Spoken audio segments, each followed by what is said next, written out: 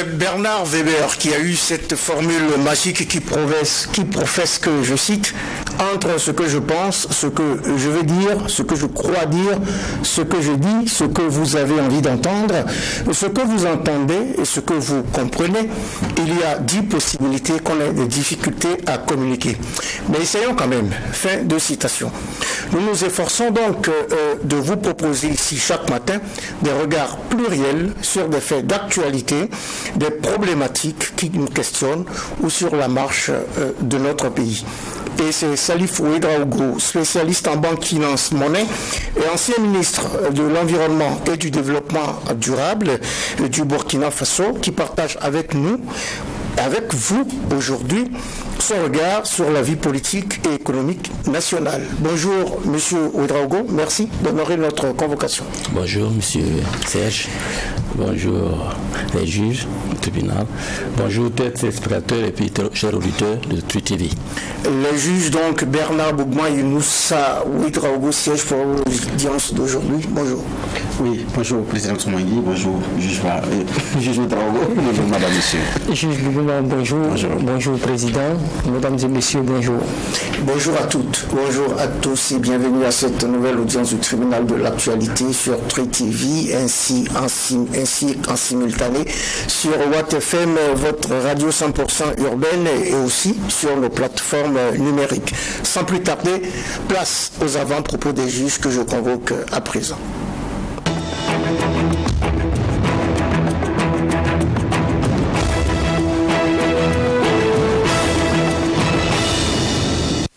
Instant avant-propos des juges et c'est le juge Bernard Bougma qui nous ouvre cette séquence.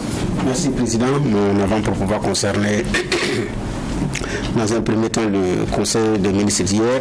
Il y a de nouveaux produits qui vont être taxés. Mais la précision n'a pas été donnée, mais ce qu'on retient, c'est que c'est des produits de grande consommation, sans autre forme de précision.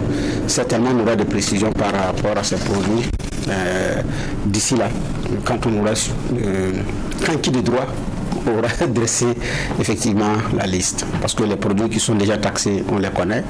Le bilan pour certains produits, ça a été déjà fait.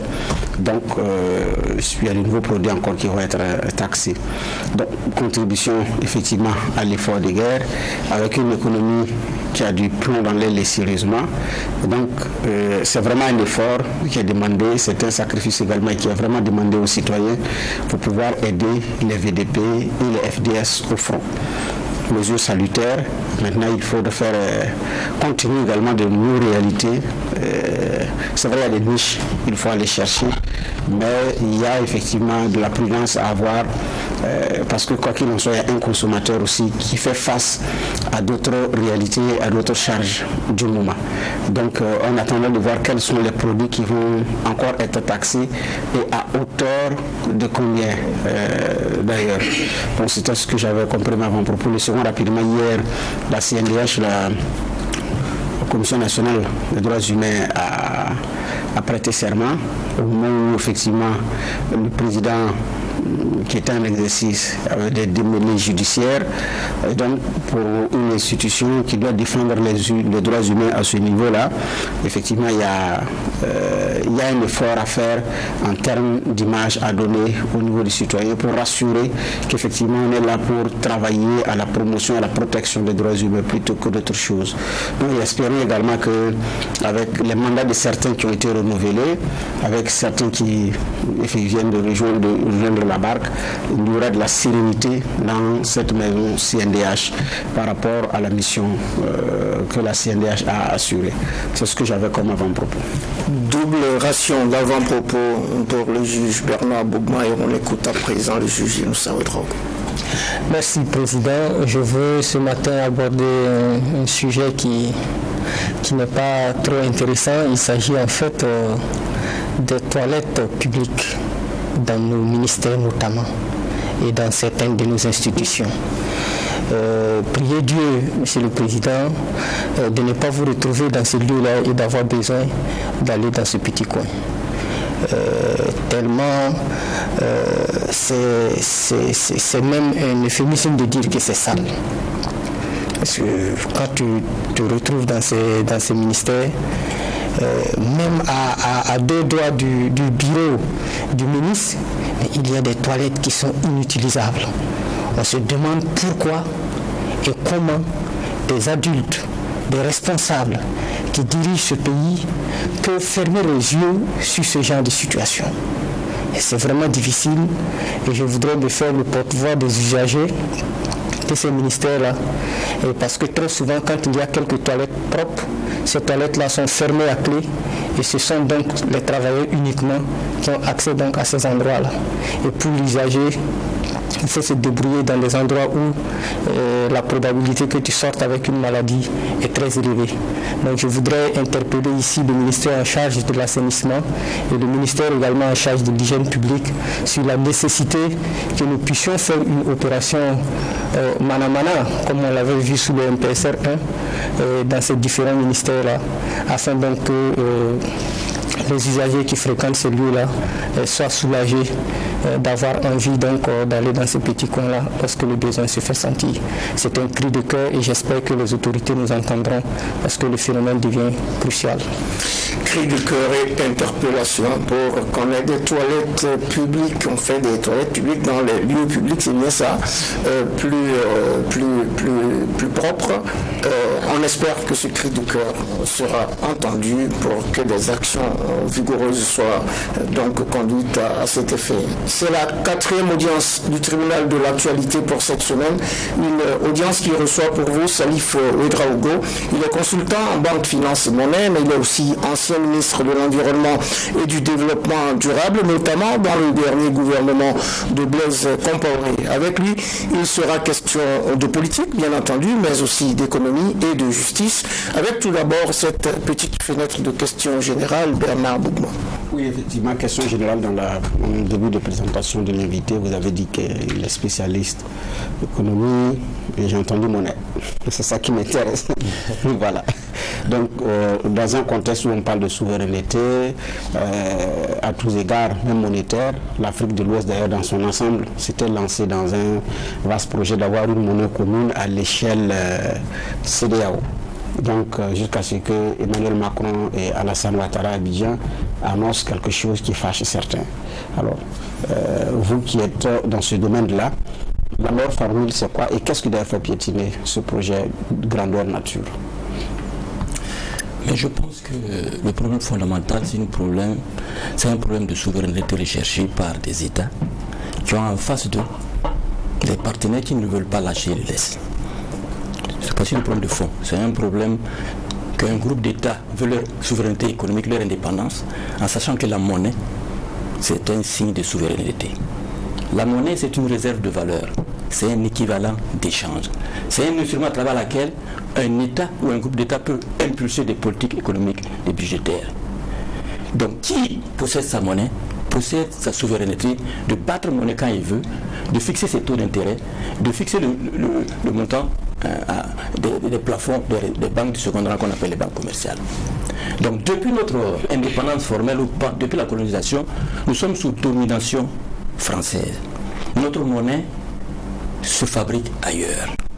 C'est la première fois dans le monde qu'on voit des États indépendants qui confient leur souveraineté monétaire à un autre État. C'est à Chamalières. Moi, j'ai fait mes études à Clermont-Ferrand. J'ai fait 11 ans d'études là-bas, à l'université de Clermont-Ferrand d'économie et monétaire. C'est à Chamalières que notre franc CFA est fabriqué là-bas.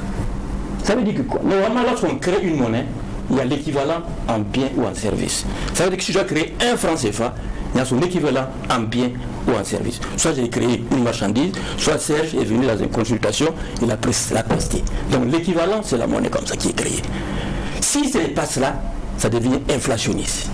Alors que des pays comme la France ou les États-Unis, qui ont cette capacité de création monétaire sans équivalent, peuvent un jour, et prendre un exemple concret. La France veut payer de l'or au Burkina Faso ou du manganèse. Mais qu'est-ce qui l'empêche d'aller à Chamalières, faire tourner la planche à billets pour prendre ces francs, ces phases fictifs là et venir nous payer notre matière première? C'est la même chose que les États-Unis faisaient. Les États-Unis créent la monnaie, créent des dollars, envahissent le monde parce que c'est la monnaie refuse. Donc je pense que c'est l'un des rares combats, le seul combat que nous devons nous fédérer pour nous lutter pour notre indépendance monétaire. Parce que lorsqu'on parle de souveraineté, tout ça c'est de la théorie, mais il faut avoir les instruments de sa souveraineté. Et ça commence par la monnaie. Quand vous êtes libre, parce que vous êtes contre votre monnaie, vous pouvez maintenant impulser la politique économique qu'il faut. Donc, il y a ces réticences, parce que, comme j'ai dit, brièvement, les Français ne veulent pas lâcher. Mais on dit que notre monnaie, elle est stable, elle n'a pas de problème, donc on ne voit pas pourquoi est-ce qu'il faut... Mais la stabilité en économie, elle est fictive. La stabilité doit se baser sur des fondamentaux économiques. C'est l'économie, c'est la réalité économique qui justifie la stabilité. Donc la monnaie peut ne pas être stable lorsqu'on veut l'utiliser comme instrument économique pour relancer par exemple l'économie. Là, on peut créer de la monnaie, on peut permettre aux banques commerciales, aux banques de second rang d'avoir de la monnaie et de pouvoir refinancer l'économie, parce que ces banques, ce qu'on appelle, ce sont les intermédiaires financiers. Lorsqu'il y a des surchauffe aussi, on peut aussi rétracter en augmentant les taux d'intérêt ou en augmentant le volume des réserves. Donc la monnaie, c'est un instrument de politique économique. Et nous ne sommes pas indépendants. La preuve encore, on a dit que nos réserves, la plupart de nos réserves en devises ou en monnaie étrangère, c'est déposé au niveau du trésor français. Vous savez ce que la France peut faire à une journée avec la totalité des réserves des pays occidentaux, des pays d'Afrique de l'Ouest, des milliards de francs qu'on peut faire, les placements qu'on peut sur le marché international. Ça doit changer récemment, non? Oh, même ça persiste toujours. Ce n'est pas la totalité. Nous avons la maîtrise de la totalité de nos réserves, parce que si on a ça, on peut créer un fonds colossal pour des investissements structuraux de base, qui sont les fondamentaux du développement économique. On n'a pas ça. Donc il faut qu'on se batte toujours, tous les Africains, pour avoir cette souveraineté monétaire-là. Mais comme vous savez, la France se base sur des États. Ce sont ces États phares, comme exemple, pour dire que ça réussit son modèle, c'est la Côte d'Ivoire, c'est le Sénégal. On est prêt à mettre tout là-bas, à booster, ou quand vous allez en Côte d'Ivoire, vous voyez que c'est un chantier. Mais ce n'est pas neutre. Il y a une approche économique, il y a une approche politique aussi. C'est pour montrer que voici un pays qui marche, et qui est partenaire à la France, et qui a le franc CFA. Donc ce sont ces deux piliers sur lesquels la France se base en Afrique de l'Ouest pour toujours continuer à ralentir les relents de souveraineté monétaire, mais qui tôt ou tard finiront par arriver, parce qu'il y a un éveil au niveau de la nouvelle génération africaine, de nos dirigeants. Nous nous battrons tous ensemble pour avoir cette souveraineté monétaire-là, quitte à avoir une coopération claire et fixe des partenaires respectifs se respectent avec la France, avec les autres pays du monde. Voilà ce que je peux penser. Alors, dernière question sur cette affaire. Les 5 pays du BRICS, Brésil, Russie, Inde, Chine et Afrique du Sud ont lancé tout récemment ce qu'on pourrait appeler l'équivalent de la Banque mondiale. Alors, est-ce que leur entreprise et leur initiative également est viable? Elle est viable et elle est viable et elle est souhaitable. C'est pour briser le monopole occidental sur le monde. Parce que qui détient la monnaie, qui détient la finance commande le monde. Les gens parlent de politique, mais tout ça c'est de la théorie. C'est la finance qui gouverne le monde. Donc les Chinois, les Russes ont vu qu'à un moment donné, le dollar était la monnaie prédominante et qu'avec le dollar, les Américains faisaient ce qu'ils voulaient. Comme ils sont rendus compte que sur le plan de l'économie, les structures, les fondamentaux chinois, indiens, turcs, russes, ils ont des réserves, ils ont des bases économiques solides là, mais ils sont à même de créer en parallèle de la monnaie pour contrebalancer cette puissance dominante occidentale qui est l'Amérique. Et vous voyez, beaucoup de pays en développement où nous on a mis entre guillemets comme les Brésil, les Indes, ils sont vers cette tendance-là. Parce que pour briser cette domination-là, c'est indispensable. C'est indispensable de briser cette domination-là pour vraiment que les relations internationales soient des relations plus civilisées, de partenaire à partenaire, mais pas de domination à domination. Parce que la domination monétaire et financière peut créer beaucoup de choses et cause beaucoup de dégâts dans le monde. Créer donc des relations partenaire à partenaire et briser ce monopole, cette domination du monde occidental. Oui, juste toujours dans l'esprit justement d'avoir leur souveraineté, certains États comme le Burkina Faso ou le Mali ont décidé donc que l'armée française quitte leur territoire. C'est fait pour ce qui concerne en tout cas ces deux pays-là. Quelle analyse vous en faites? Je trouve que c'est normal. C'est normal parce qu'on ne peut pas confier sa sécurité, sa protection à une puissance étrangère. Et comme je dis, ces puissances étrangères, elles sont dans nos pays, là, c'est pas neutre. Elles veulent quelque chose. Et si un jour les intérêts sont antagonistes, il y aura confrontation, il y aura risque de conflit. Ce n'est pas normal que depuis 62 ans, entre guillemets, nous soyons plus ou moins entre guillemets indépendants et qu'il y ait des bases militaires étrangères sur nos États.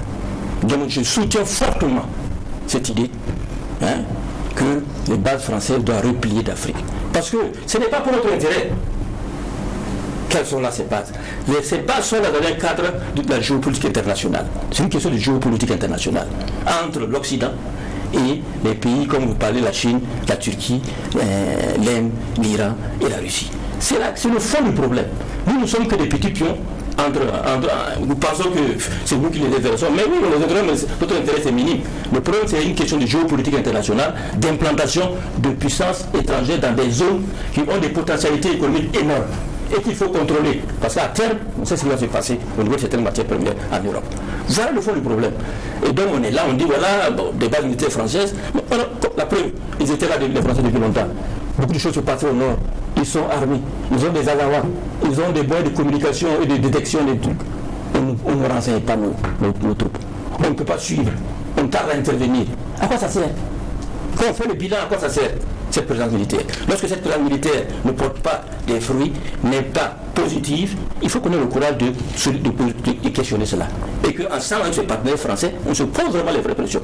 Nous voulons si vous voulez être avec chez nous, voici les conditions. Si après un bout de temps on se rend compte que ce n'est pas respecté, on remet en cause cela.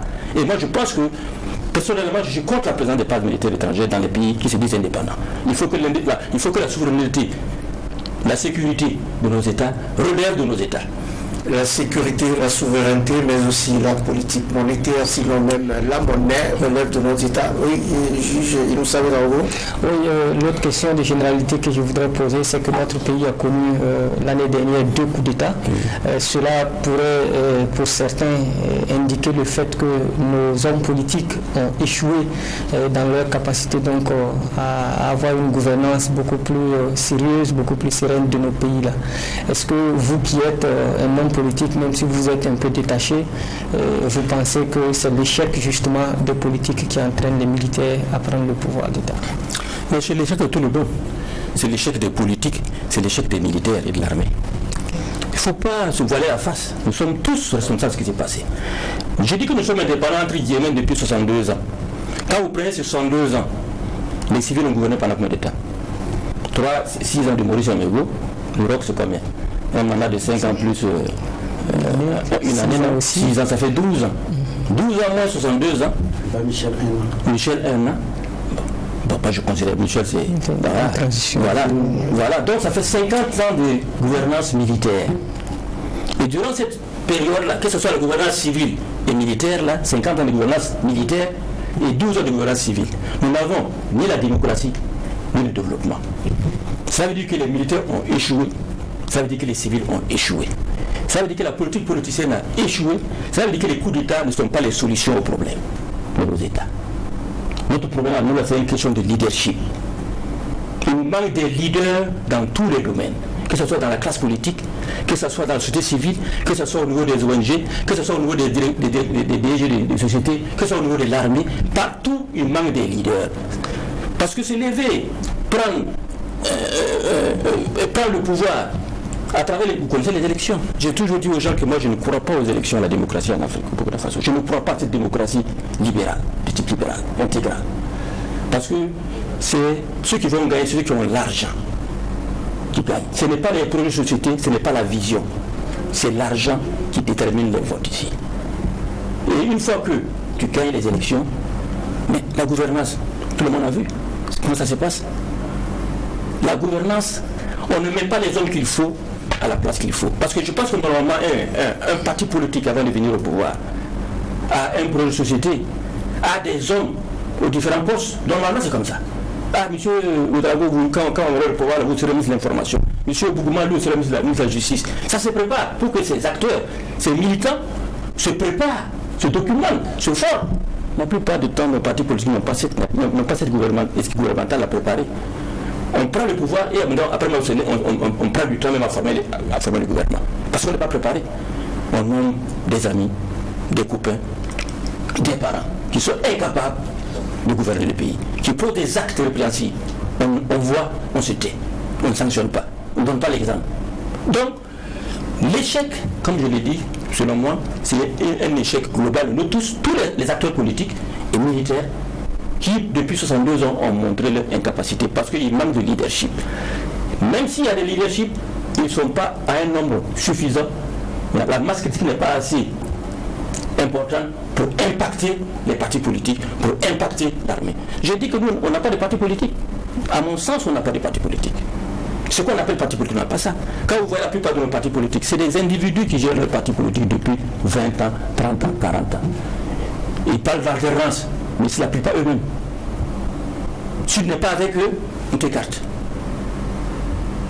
Comment les bureaux des partis politiques sont composés? Bon, il y en a un qui s'asseye, on dresse la liste des membres du bureau. Comment les listes sont composées? Vous voyez quoi ça c'est pas? Ça c'est l'argent, ça c'est le copinage. Ça fait de telle sorte que la démocratie ne joue. Elle n'est même pas, dans certains partis politiques, elle n'existe même pas la démocratie interne.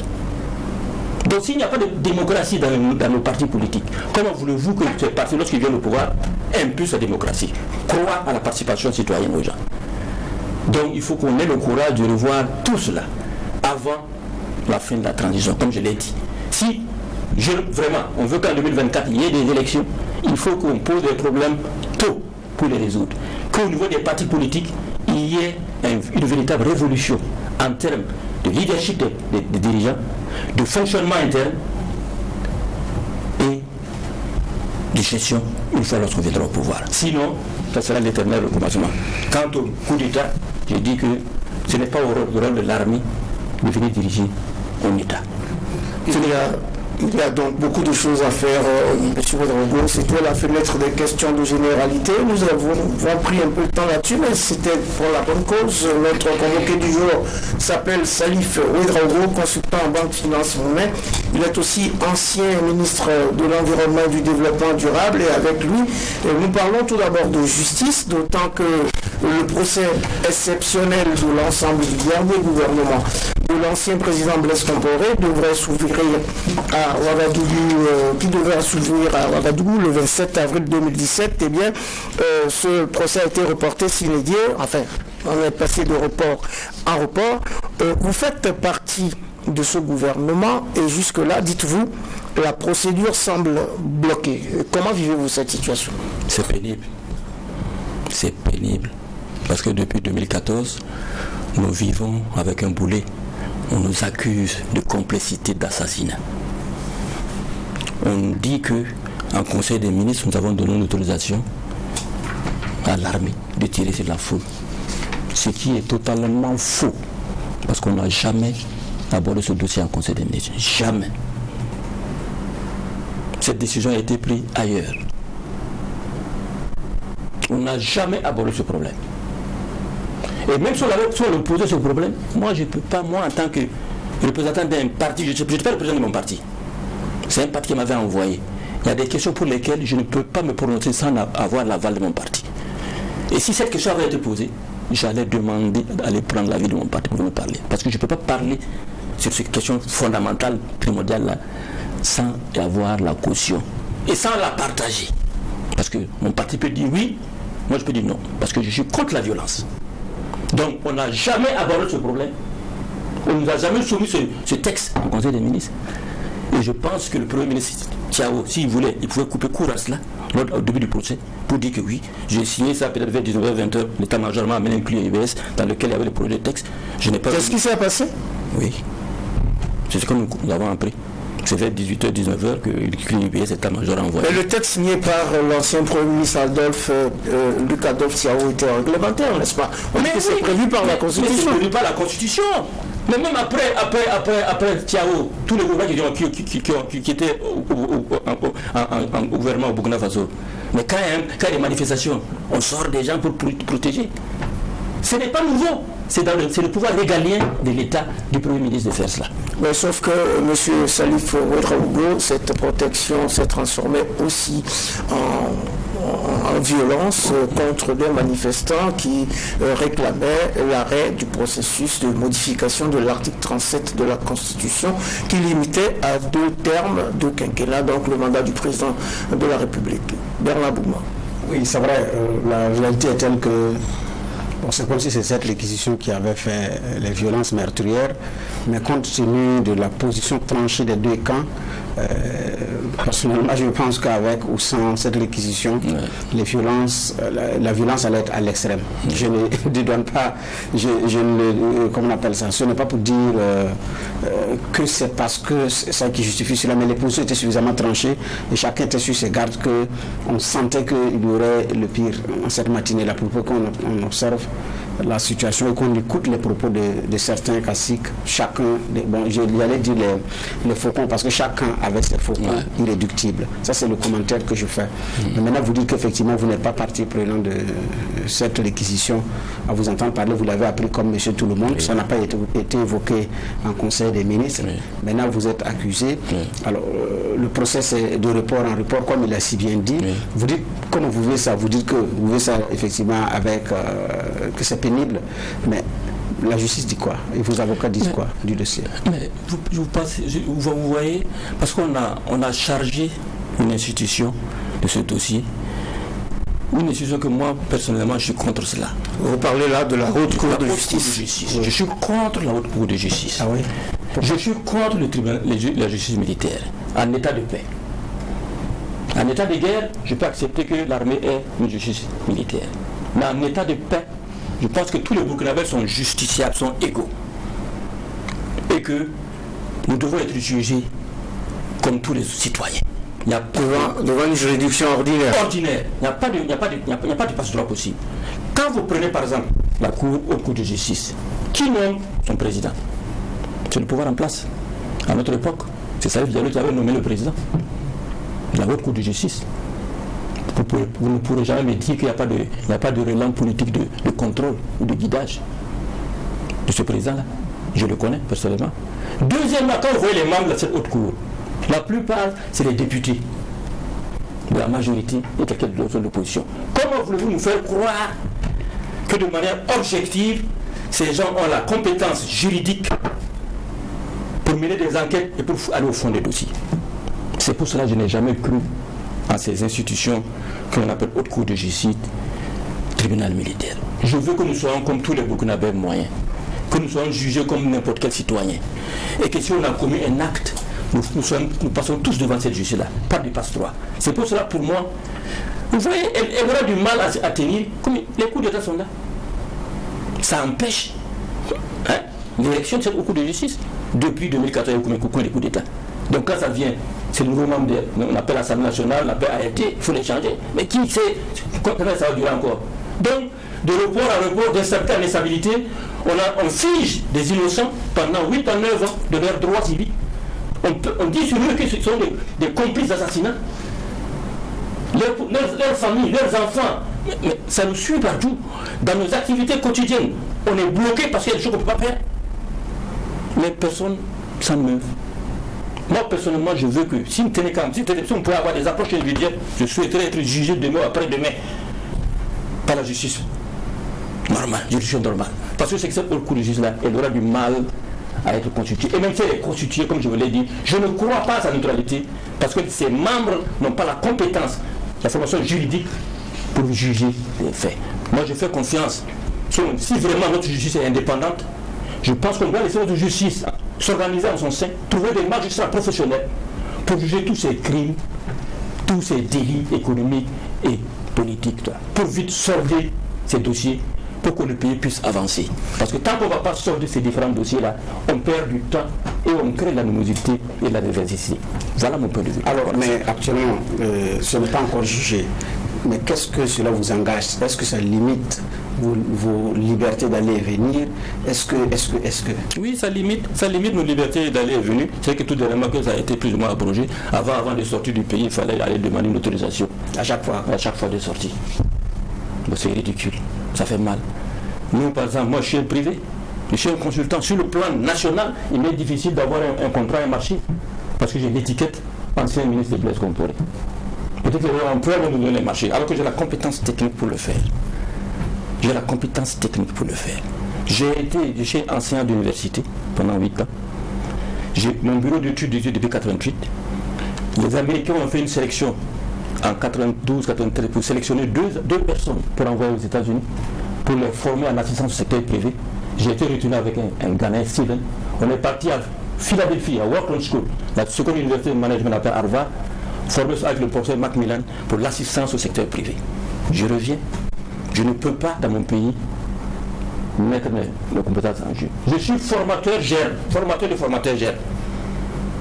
En commerce international, le patronat m'a désigné pour être le formateur au niveau de la chambre de commerce international. Je ne peux pas, sur le plan interne, avoir des marchés.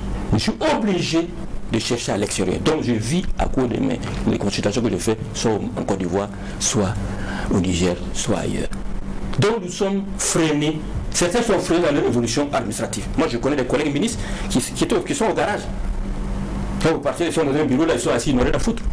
Ancien ministre de Blaise Compaoré. Ce n'est que tout dernièrement que vous voyez, on a commencé à caser certains comme conseillers à droite ou à gauche. Mais les gens ont passé 8 ans de galère. Ceux qui n'ont pas autre chose à faire que la politique, c'est terrible. Mais nous on a dit, bon, si on n'a pas besoin de nous, il faut se reprendre ailleurs. C'est pas facile. C'est pas facile à vivre. Donc, c'est pour vous dire que sur le plan interne, c'est pas évident d'évoluer. Même si on connaît vos compétences, souvent les gens ont peur de vous donner des marchés, vous ne veulent pas. C'est la théorie de la globalisation destructrice. On pense que tout le monde, tous ceux qui ont été ministres avec Blaise Compaoré sont des mauvais types. Je dis non, il y a des bons, il y a des mauvais. Comme ceux qui ont été ministres avec Roch, il y a des bons, il y a des mauvais. Partout il y a des bonnes personnes, il y a des mauvaises personnes. Il faut connaître ce courage-là d'éviter la globalisation. Parce qu'il y a des ministres qui ont travaillé honnêtement au niveau des différents gouvernements. Comme il y en a aussi qui ont été des lascars au niveau des différents gouvernements. Il faut savoir les détecter et continuer à encourager ceux qui ont quand même contribué pour avancer les dossiers de la nation et peut-être aussi réprimander ou ne plus nommer ceux qui, dans leur gouvernance, ont posé des actes qui sont répréhensibles. Voilà le calvaire que nous vivons. C'est pour cela que je demande moi personnellement qu'on juge ou qu'on solde ce dossier-là. Parce que je pense que certains ont peur que le jugement de l'insurrection ait lieu. Parce que si ça a lieu, mais les gens vont comprendre beaucoup de choses. Les gens vont comprendre beaucoup de choses. Il y a des non-dits. C'est quoi ces non-dits? Mais comme mon frère l'a dit, mais ça a été préparé. Il y a eu des jusqu'au-boutistes dans les deux camps. Il y a des extrémistes dans les deux camps. Ça a été préparé. On a créé des journaux, on a créé des OSC, on a créé des télévisions, on a créé beaucoup de choses. On a organisé des gens pour préparer cette insurrection qu'on appelle l'insurrection. J'aurais été d'accord si après l'insurrection, ce qui a été rendu était meilleur par rapport au passé. Il n'y a pas de problème. Plus nous sommes encore avant, je suis d'accord. Si vraiment ce qui vient là est meilleur que le passé. Mais la preuve, ceux qui nous ont remplacés, ils ne sont pas plus compétents que nous. Ils n'ont pas fait mieux que nous. Donc c'est pire. Et honnêtement, j'étais un ministre de l'opposition. Je ne connaissais pas tous les ministres du CDP. J'avais une appréhension. Mais si on me dit de comparer la qualité des derniers gouvernements du président Blaise Compaoré par rapport à certains gouvernements qui ont eu en place ici, là, je dirais non. On n'a pas à baisser la tête. Parce qu'il y avait des compétences internes. Il y avait des compétences internes. Il y avait des compétences internes, dites-vous, Salif Ouedraogo. Vous êtes notre convoqué de cette 4e audience du tribunal de l'actualité pour cette semaine. Et comme vous l'avez souligné, eh bien, nul n'est si mauvais qu'il ne vaille rien et nul n'est si bon qu'il soit dépourvu de faute. Nous parlons avec vous donc de ce dernier gouvernement, mais nous parlons aussi de la vie politique nationale, au Burkina. Et c'était le juge Inoussa Ouedraogo qui avait la parole. Oui, moi je voudrais revenir un peu sur ce que notre invité a dit. Il dit que le dernier conseil des ministres était le 29 octobre 2014. Vous n'avez pas abordé la question de la modification de l'article 37. Par contre, le 28, il y a eu une manifestation monstre au Burkina. Comment vous expliquez que le 29, vous vous retrouvez en conseil des ministres pour vous plancher sur la vie de la nation et que nulle part vous n'évoquiez cette question, d'autant plus qu'à ce conseil des ministres, à la fin, le ministre à l'époque de l'administration territoriale, Bougma, a fait un point en indiquant que pour ce qui concerne le vote de la loi, le lendemain, ça allait se faire. Je n'ai pas dit qu'on n'a pas évoqué les événements de la modification de l'article 37. J'ai dit qu'on ne nous a pas soumis un dossier de réquisition de l'armée pour tirer sur les gens. Ce que j'ai dit. Sinon, le 28, effectivement, on a eu un conseil de ministres extraordinaire où on a parlé de l'article 37. Le 28 ou le 29? Le 29. Il y a eu d'abord... Il y a eu la manifestation le 28. Il y a eu la manifestation du 28. Oui. Et le 29, il y a eu un conseil des ministres. Oui. Et là, on parle d'octobre 2014. Oui, oui. On parle d'octobre. Il y a eu deux grandes réunions. Il y a eu une réunion, je pense, un mardi, puis un mercredi. Mais au cours de toutes ces réunions-là, on a abordé ce problème d'article 37. Et quelle était votre position? Non, notre position, bon, je le dis aujourd'hui parce que je suis membre du gouvernement, je viens de l'opposition. Nous, par exemple, à la veille chez nous, notre parti, nous avons fait, quand j'étais toujours là avec UNDD, on a fait une réunion une semaine avant ces événements. C'est moi qui ai dirigé cette réunion parce que j'étais le coordonnateur national du parti numéro 2 après Herman Yamelgo. Nous avons dit que nous sommes en république, entre guillemets, en démocratie, entre guillemets. On ne peut pas empêcher une majorité d'amener un texte à l'Assemblée nationale, parce que ce texte n'est pas anticonstitutionnel. Nous avons rappelé que nous avons été l'un des rares partis à nous battre pour verrouiller l'article 37. Et nous savons ce que nous avons subi. On a détruit la DFRD, on a pris une partie de la DFRD à donner à quelqu'un. Certains de nos députés sont tombés malades, ils ont pris des crises avec, ils sont morts. On a été matraqués pour nos positions politiques. Mais nous sommes la démocratie, on ne peut pas empêcher le CTP d'amener son texte à l'Assemblée nationale. Ce que nous pouvons faire, deux attitudes. Ou nous votons contre, ou nous s'abstiennent. Voici la position du parti par rapport à ça. Parce que nous avons cru quand on partait, nous avons appelé dans le gouvernement là, c'était pour une transition apaisée. Moi, personnellement, c'est ce qu'on m'avait dit. Venez nous aider, vous avez fait des tournées dans le pays, là, parler de quoi là, et nous avons pour une transition apaisée. Je suis parti dans ce cadre-là. Et quand j'ai su, après, que c'était autre chose, là, je n'ai pas manqué à réunion de relever ça. Et je dis que j'étais contre la modification de l'article 37, parce que je savais que si on le faisait, c'est qu'il allait arriver. Vous étiez contre la modification de l'article 37, mais est-ce que votre parti était également contre? C'est ça que j'ai dit. C'est ce que j'ai dit. Il y a eu une réunion une semaine à l'avance. La partie était contre. Mais le parti ne pouvait pas empêcher une majorité qui a le pouvoir d'aller introduire un texte qui n'est pas anticonstitutionnel. Parce que jusqu'à demain, je maintiens que l'introduction d'un texte à l'Assemblée nationale n'est pas anticonstitutionnelle. On devait peut-être se battre, peuple burkinabé, pour que s'il y a vote ou un référendum, ça se passe dans la transparence, il n'y a pas de fraude, il n'y a pas de public, pour que vraiment le peuple s'exprime. Si vraiment on veut que le peuple s'exprime. Ça, ce n'est pas anticonstitutionnel.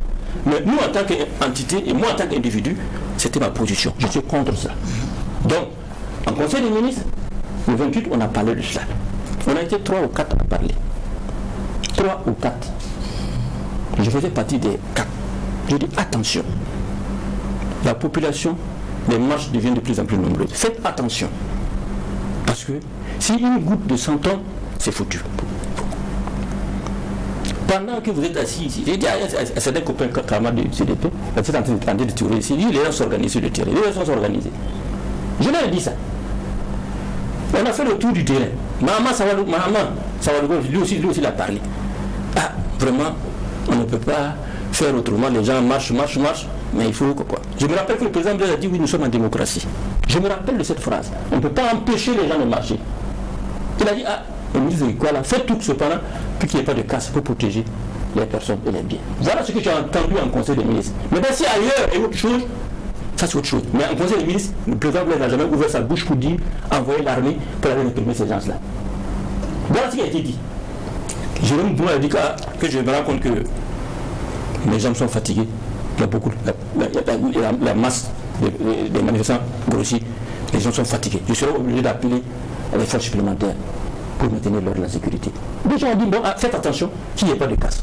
Voilà ce qu'on a dit en Conseil des ministres. Si on appelle du dossier comme ça, on dit, on étudie, allez envoyer l'armée, ça chauffe tirer sur les gens. Non. Mais comme il a dit, c'est organisé, il y avait des agendas cachés. Mais le respect était gouverné, il y avait deux tendances au respect là. Les idées ne sont pas laissés les bras vides là. Ils avaient aussi le plan en tête là.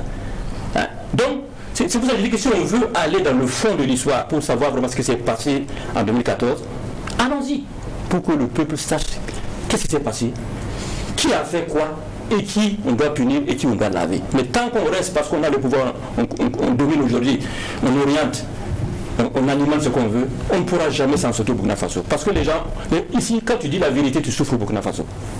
Quand tu dis la vérité, tu souffres au Burkina Faso. Les gens voient, ils se taisent. Nous sommes à un ère où il y a trop de spécialistes. Tout le monde connaît tout. Donc souvent, tu peux mieux rester dans ton coin tranquille, cultiver ton petit jardin et prier Dieu pour que le pays soit en paix. Et que le pays trouve des leaders pour gérer ce pays-là. Des conceptions, des approches partisanes. Parce que c'est la seule solution. qui va sauver ce pays. Priez Dieu pour que le pays se porte bien et que la paix revienne. Donc, c'est Salif Ouedraogo, ancien ministre de l'Environnement et du Développement rural dans le dernier... Et du développement durable, j'ai dit donc durable. Et du développement durable dans le dernier gouvernement de Blaise Compaoré qui est notre convoqué à cette audience du tribunal de l'actualité. Bernard Bougman. Oui, parlant de soutien à l'initiative, donc à la modification de l'article 37, votre parti politique était membre du Front républicain. Voilà, donc qui avait effectivement travaillé aux côtés du CDP, où d'ailleurs le président de votre parti, Herman Yambirouan, était le vice-président, donc avec le regretté Assimi Kwanda. Donc c'était une position par rapport à cette modification de l'article 37 qu'il fallait y aller au regard du fait que vis-à-vis de la loi fondamentale, il n'y avait pas de problème. C'était légal. Mais en même temps, il y a aussi la question de la légitimité qui se posait et il y a la réalité théorique qui se posait. Est-ce que vous n'avez pas manqué de réalisme à un moment donné dans l'appréciation de la situation en s'agrippant au tout légal? C'est ça que j'ai dit. Il y a l'approche institutionnelle, parti, et il y a l'approche individu en tant que citoyen. Moi, je veux dire ma position en tant que citoyen.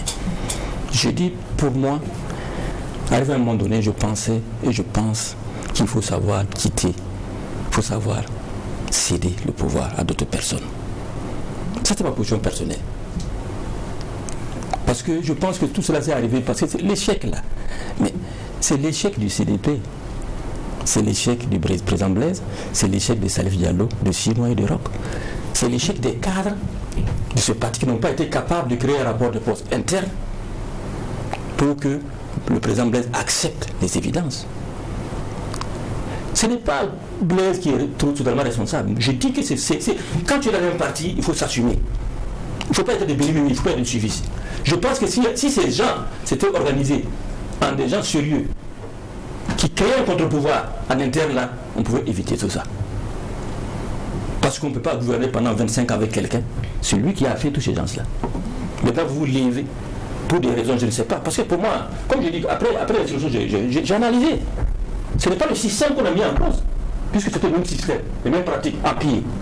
Mais ce sont les autres. Donc j'ai compris que c'est une question d'intérêt individuel, d'hommes, de groupe. Ce n'est pas une question de système qu'on a mis en cause. Parce que fondamentalement, la gouvernance d'avant 2014 et d'après 2014, ça n'a pas fondamentalement changé. Ce sont les autres qui ont changé. C'est ça que j'ai dit, si la politique est là, si la conquête du pouvoir se limite à cela, c'est lamentable, c'est triste. C'est pas changer X pour Y, c'est changer X pour faire mieux. Ça j'ai dit personnellement, si l'insurrection avait donné des résultats probants, j'allais applaudir objectivement. Parce que je pensais à un moment donné qu'arrivé à un moment donné, le président était fatigué et qu'il fallait tourner la page. Mais il fallait trouver les voies de moyens pour tourner la page.